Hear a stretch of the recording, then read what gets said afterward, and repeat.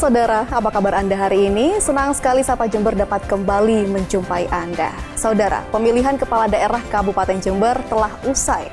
Pasangan Gus Wawaid dan Joko Susanto terpilih.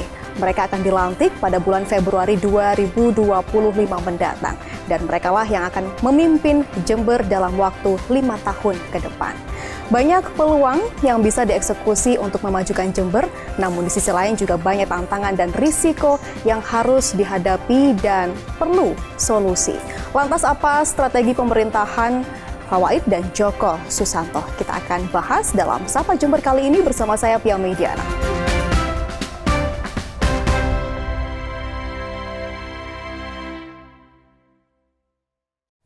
Baik, kali ini sudah hadir bersama saya Bupati terpilih Kabupaten Jember periode 2025-2030,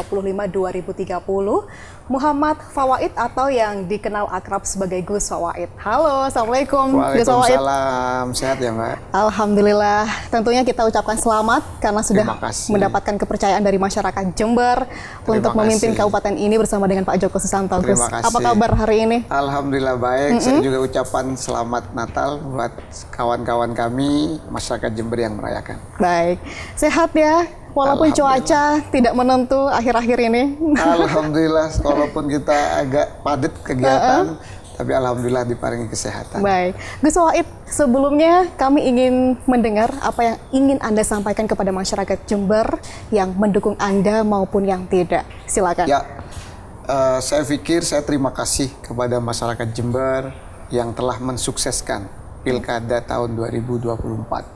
Karena pada hakikatnya Pilkada ini adalah pesta demokrasi. Kalau pesta itu harus happy-happy, harus bahagia, tebar ide bukan tebar hoax. Dan pesta demokrasi ini menjadi cerminan demokrasi Indonesia di mata dunia.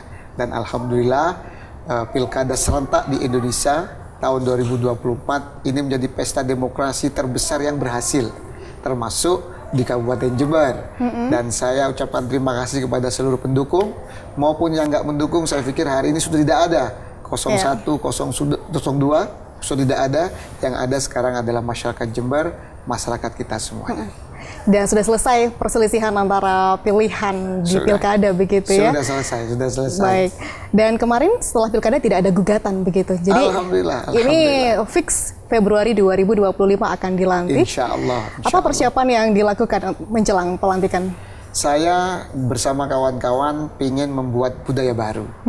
Biasanya di kabupaten yang lain atau yang lama-lama ada program 100 hari setelah menjabat. Kami hari ini punya program bahkan 100 hari sebelum menjabat.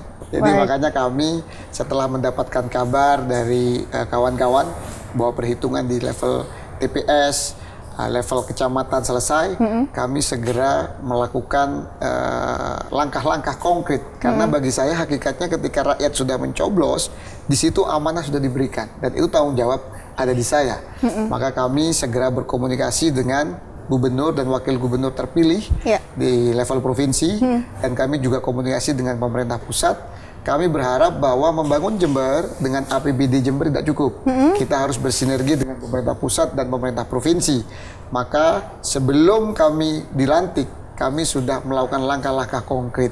Contoh, kemarin kami sudah ketemu dengan Menteri Pertanian. Kita membahas program swasembada pangannya Presiden. Mudah-mudahan Jember menjadi salah satu kabupaten yang memberikan sumbangsih konkret kepada target-target nasional. Yang kedua, kami sudah hari ini berkomunikasi dengan pihak-pihak terkait mulai dari PTPN, Angkasa Pura, dengan Citylink, dan dengan Kementerian Perhubungan untuk mengaktifkan kembali Bandara Jember untuk kemajuan masyarakat Jember. Ini yang maksud saya ada budaya baru.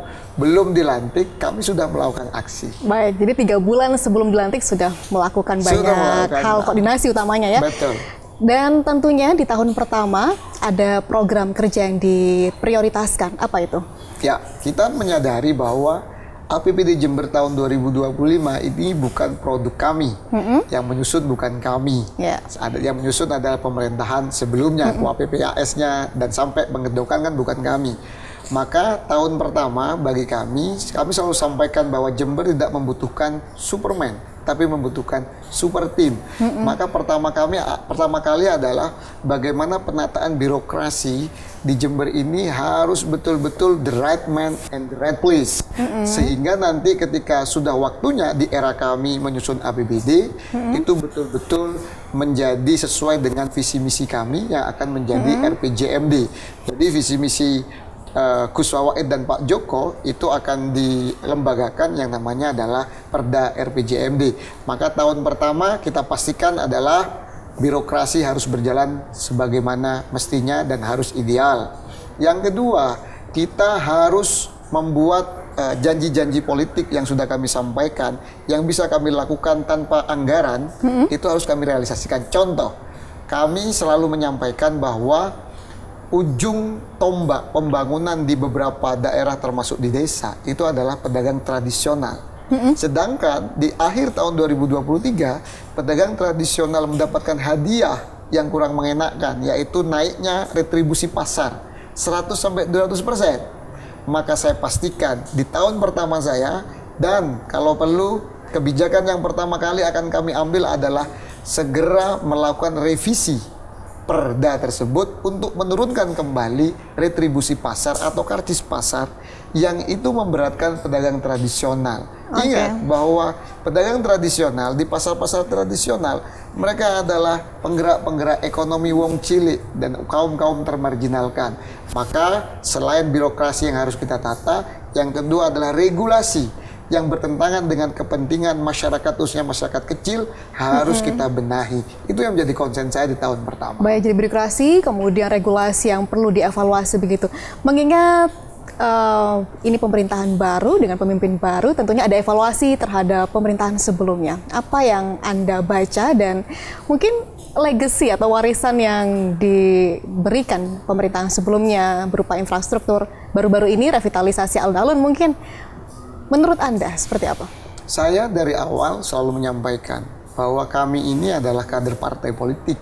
Kami dididik untuk menghargai jasa-jasa orang terdahulu. Ya. Maka program dari era zaman Pak Jalal, Ibu Faidah maupun Pak Hendi yang bagus kami siap melanjutkan. Namun tentu ada kebijakan-kebijakan yang kurang pas, tentu perlu kami perbaiki atau perlu kami bikin kebijakan baru yang lebih baik. Kita tahu hari ini kemiskinan di Jember ini terbanyak kedua secara angka absolut. Itu PR kami. Itu warisan buat kami ya. Angka pengangguran juga 4% lebih. Itu juga sangat tinggi. Belum lagi ketimpangan pendapatan yang mohon maaf di era Pak Jalal sama Bu Faidah hari ini lebih tinggi ketimpangannya. Ketimpangan itu kan yang kaya makin kaya, yang miskin makin miskin.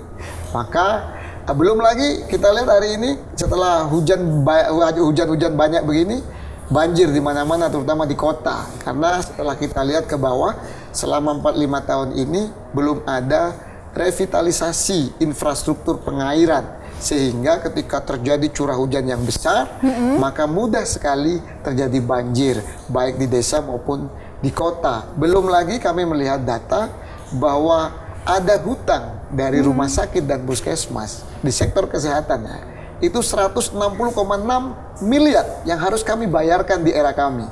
Jadi tentu itu bagi saya ada warisan yang bagus, ada yang warisan kurang tepat, ya harus kita terima dan harus kita carikan solusi untuk kepentingan masyarakat. Oke, baik. Terkait dengan infrastruktur, ini perbaikan jalan sudah dilakukan di pemerintahan sebelumnya. Namun di akhir masa jabatan ini, musim penghujan menjadi fokus utama karena bencana ini juga berdampak pada beberapa masyarakat, Gus. Apakah penanganan banjir seperti normalisasi ini didahulukan atau seperti apa? Tapi jangan dijawab dulu, kita akan rehat sejenak, Gus Wawait. Dan saudara tetaplah bersama kami dalam Sapa Jember, kami akan segera kembali.